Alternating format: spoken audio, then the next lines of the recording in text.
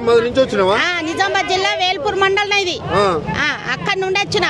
ఎందుకు వచ్చిన నేను MDM చేస్తా, నేను హై స్కూల్ చేస్తా. నాకు జీతాలు వచ్చినాయి లేవు, మధ్య నాకు బిల్స్ వచ్చింది లేదు, అండింది. ఇంతవరకు నేను 1 లక్ష రూపాయలకి ఎక్కబెట్టిన పెట్టుబడి. అక్టోబర్ పోయిన 2024 అక్టోబర్ నుంచి ఎగ్గు బిల్లు లేదు ఇప్పటిదాకా. 13 నెలలు. అదే ఈ రేవంత్ రెడ్డి ఎత్తున్నాడు అట్లా, రేవంత్ రెడ్డి ఎత్తున్నాడు అట్లా. ఎందుకట్లా అంటే అండి తండ్రిని లేకుంటే ఫౌండేషన్ కి ఇచ్చేస్తా అంటున్నాడు. తప్పుకోండి అట్లా చేస్తున్నాడు అన్నట్టు. మాకు వచ్చి మేమే బంద్ పెట్టాలా అన్న ఉద్దేశం పెట్టుకున్నాడు ఆయన. పేద పిల్లలు వస్తారు, వండేది కూడా మీరు కొంత జీతానికే వండుతారు. ఇంత ఇబ్బంది పెడితే ఏమొస్తుంది? అదే ఏమొస్తుంది, ఆయన ఏం సాధించాలనుకుంటున్నాడో ఏందో. ఆయన ఏమన్నాడు, నన్ను గెలిపిస్తే 10,000 వేతనం ఇస్తా అని మా మధ్యాహ్న భోజనములకు అందరి కేసీఆర్ ను పక్కకు పెడితే నేను ఇస్తా అని చెప్పిండు. కేసీఆర్ ఉన్నప్పుడు మాకు అసలు 1000 రూపాయలే ఉండే జీతం. కేసీఆర్ తోని ఇట్లనే కొట్లాడితే 2,000 పెంచిండు, 3,000 అయింది. ఇప్పుడు ఆ 3,000 కూడా రేవంత్ రెడ్డి ఇప్పుడు సంవత్సరం మీద నెల అవుతుంది, 13 నెలలు అవుతుంది, ఇప్పటికి ఇచ్చింది లేదు. నేను 2 లక్షలు బాకీ వేసిన, ఇప్పటికి బాకీ వేసిన, నేను బాకీ వేసిన.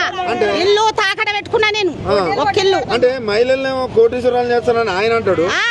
చేస్తాడు, అడు బొంద ఎత్తున్నాడు, బొక్క ఎత్తుండు, ఒక 5 అయితే విస్తాడు. వినబడ్డదే ఏం చేస్తున్నాడు చెప్పు. మా అందరి మా మధ్యాహ్న భోజనం వాళ్ళని ముంచుతున్నాడు మొత్తం. ముంచుతున్నాడు ఎందుకంటే ఏందా నువ్వు చేసేదేంది, గుర్తింపలేదు మాకు. కనీసం ఆ పిల్లల కన్నా మంచి బియ్యం పంపిస్తారా?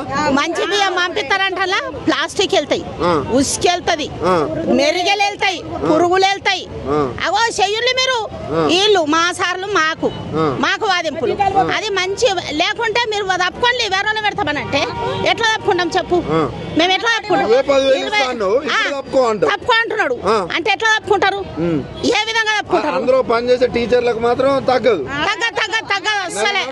నెల ఖచ్చితంగా 3 కోడిగుడ్లు పెట్టాలని అంటారు. 3 కోడిగుడ్లు పెడతాం. ఇప్పుడు 3 నెలల ఎగ్గు బిల్లు లేక 2 లక్షలు అప్పు చేసినావు. 2 లక్షలు అప్పు చేసినా, నా ఇల్లు తాకడ పెట్టినా.